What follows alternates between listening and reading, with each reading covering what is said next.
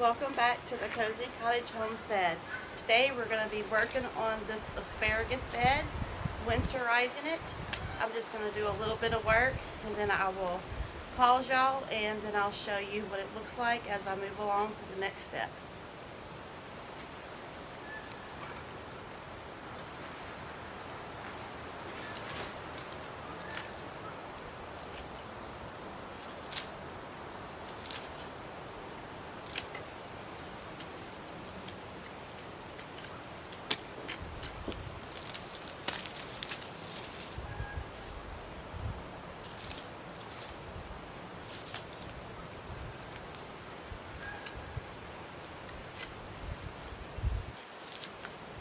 Some people cut their asparagus off all the way to the ground. I usually leave about an inch or two just because I feel like the mulch may possibly smother it out. So that's just how I do it.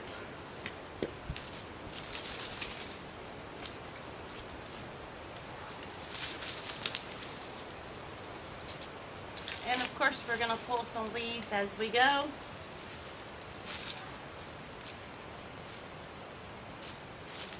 Very important to keep your asparagus mulched. The weeds will snuff out your asparagus plants.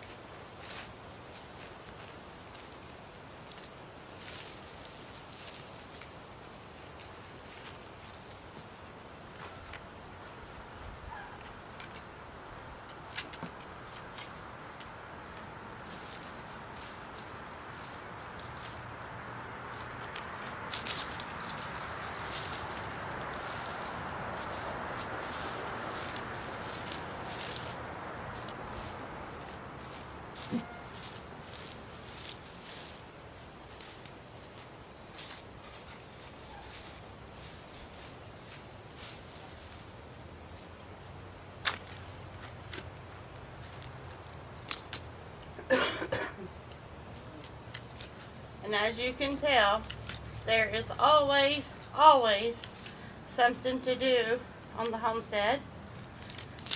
Usually after the first major frost that we have, we've already had a couple frosts, is the best time to come out and work in your asparagus.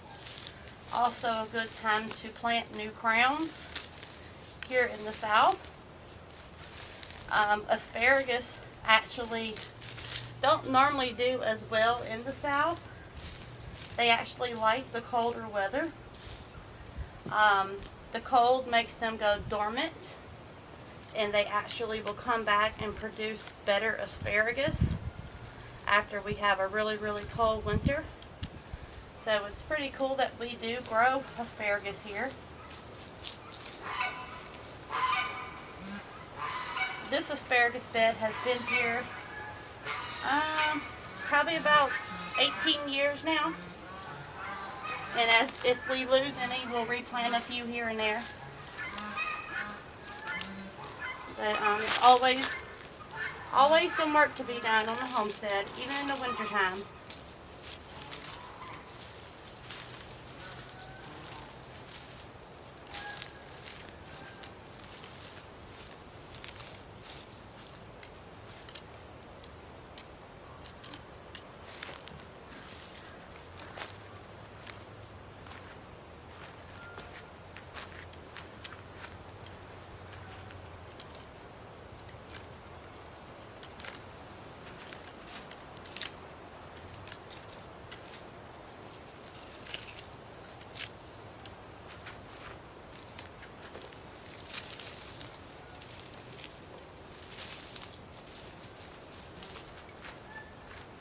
Pretty heavily mulched already. I usually do pretty good with keeping up with the asparagus. So this is 100% organic is our rabbit manure, and when we give our rabbits hay, the hay falls through. It mixes in with the rabbit manure, so it works excellent for winterizing our asparagus bed and other types of raised beds. So it's pretty full already. I'm going to add a little more fertilizer to it just to top it off for the winter.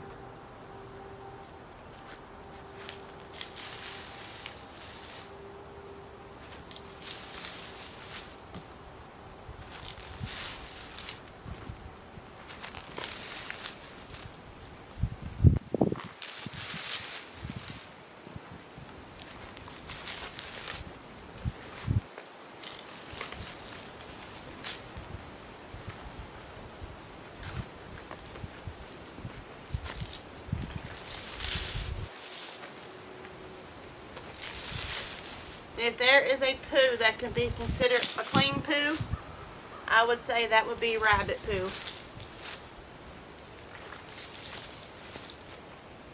I know this may gross some people out, but for me, it's easier just to get in there with my hands and get after it.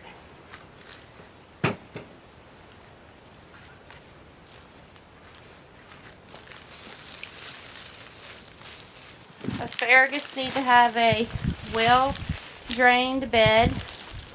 They don't like to be watered all the time. So with the drought that we had, they did pretty good.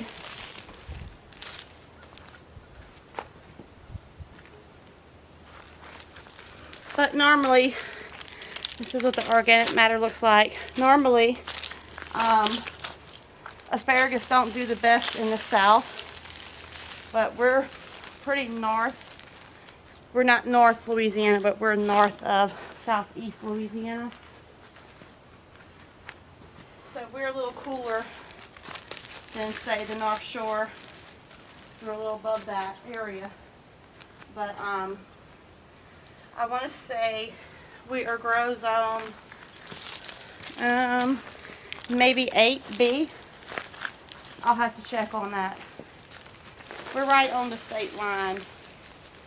So I have a little ant nest right here on the corner. Now y'all probably can't see it. So I'm going to have to put some boiling water on that to deter them. I probably actually ran them out of the tater bed that's right there. But we'll take care of that later.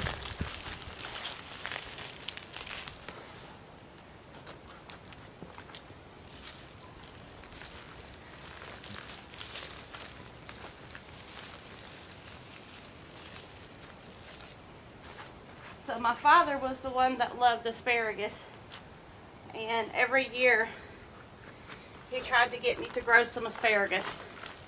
So I've been growing this bed for, I want to say 16 to 18 years now. So now we're just going to add a little bit more fertilizer, even though the rabbit manure is probably all it probably really actually needs. So we're just going to add a little bit more to give it a little winter boost. And we just have some Epsom salt. We're going to add some Epsom salt to add some magnesium sulfate to it.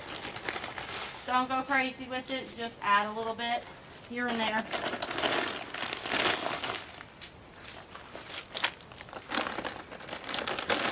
I think that's one of the biggest things that I find with people. They over fertilize and then you burn your plants. And you don't want to overdo it. Just a little here and a little there.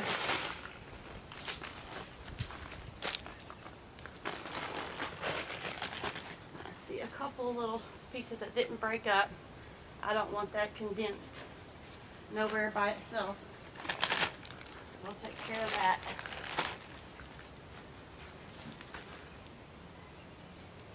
Just a couple little chunks here. Alright. And now we have some, bring it closer, some calcium in the form of our chicken eggs. We always save the shells, add it to our compost, or go through the process of making it into calcium powder. So all of this is 100% natural, organic. So we're just going to add a little bit of calcium to our asparagus bed. Just like giving it a little extra vitamin, minerals, to help it get through the winter. We haven't gotten our coldest weather here yet. It'll be here pretty soon. Usually the end of December, which we're almost there. January. Usually February and January is our coldest months.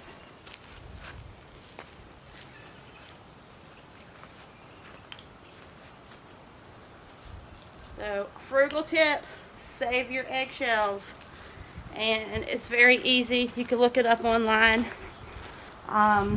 Wash off your eggshells. I'll just tell you. Wash off your eggshells, clean them, and then you bake them. And then you put them in a food processor or chopper, whatever you have. And store it in an airtight jar. And you have 100% all natural, organic calcium from your chicken eggs. Very easy to do. I don't think I've done a video on that. Very easy to do though. You can add it to just about all of your garden vegetables and plants. And it's free, it's frugal if you have chickens already. You know, you're letting them free range and buying the feed, so save the egg shells and make some calcium powder for your garden.